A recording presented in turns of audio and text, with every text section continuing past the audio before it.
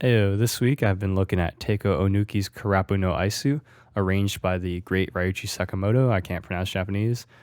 This song is incredible, obviously, for more reasons than just harmony and melody, which I'm going to be talking about, like the instrumentation especially. But in the spirit of being just a bedroom musician guy, I like to keep my scope of analysis limited to the basics. So I'd like to note as always that my analysis is not comprehensive and it's not for super high level musicians. I try to learn as much from these as I hope I can teach you. Okay, starting off here, we're in the key of E flat and we have a spicy 4-bar intro on the Rhodes. So first we play this E flat major 9, add 13, and this spread voicing. So we go root, 5th, 9th, 13th, 9th, 5th, 7th.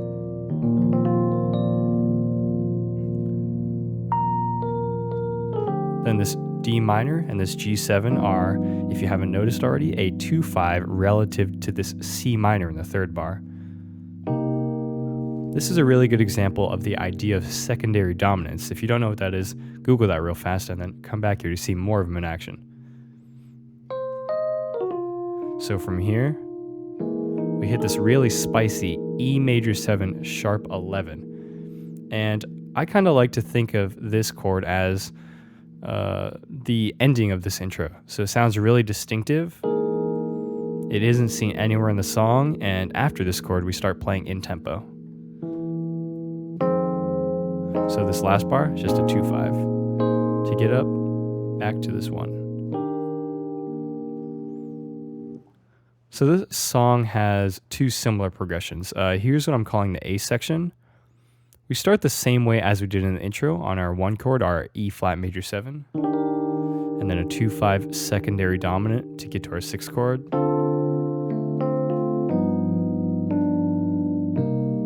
From here though, now we hit this C minor 7 over B flat, which is no big deal. It's just our bass note moving down in whole steps to get us to our 4 chord in A flat major 7.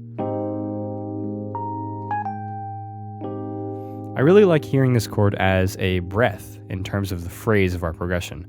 One reason is the 4 chord in a major scale sounds pretty resolved and chill, but also we can see the melody cut off here for a literal breath.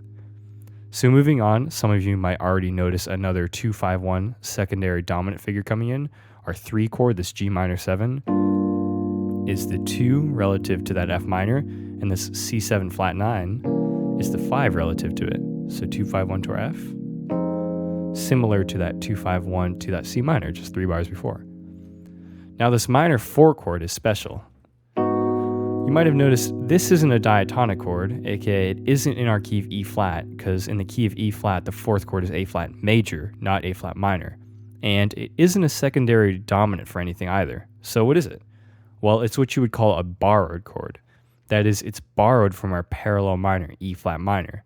It's E flat minor's 4 chord in the place of E flat major's 4 chord. Minor 4 chords like this provide unexpected tension for us to resolve. And you can see in our next bar we resolve this with our 5 chord. And as we all know, our 5 goes back to the 1. All right, awesome. Moving on to our B section. We start the same here on our 1 chord, our E flat major 7. But immediately we hit this really super smooth minor 5 chord, a B flat minor 7.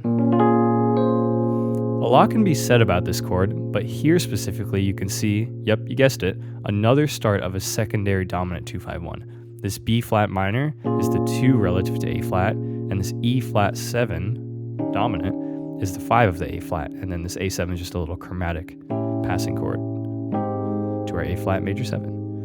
So now we use this diminished chord, this A diminished, to step back up to our 1. So diminished chords are always or often used in places of dominant chords because of how much tension they have. Just listen to that. And then we resolve here with our tonic. Okay, so to end this B section, which is also the song's outro, we first have a really nice diatonic walk up the major scale. So 1 is our F, E flat major, 2 is our F minor, 3 is our G minor, and then this flat 4 chord, this A minor half diminished, which is really similar to that A diminished chord, resolves to our 6th chord, A C minor. which goes to the 2 chord. Just normal diatonic motion there. And then we end this phrase on this really, really cool flat 7 major chord, this D flat major 7. I think it's so cool because it's basically a suspension of E flat major. So if you take a look at it, an E flat suspended chord is just a D flat major over E flat. So I think in a lot of ways, this D flat major 7 fills the role of making this chord progression feels like it gets to the end of resolving, but never actually resolving. It's just kind of an endless sort of thing. And this idea kind of fits with the song because in the song it fades out instead of actually ending on a single chord. So yeah, key bullet points to take away from this tune: secondary dominance, borrowed chords, specifically the flat 4, and the diminished chord can substitute for dominant chords. So yeah, if you stuck around for this long, I thank you for watching, and I hope you've learned something, because I know I have.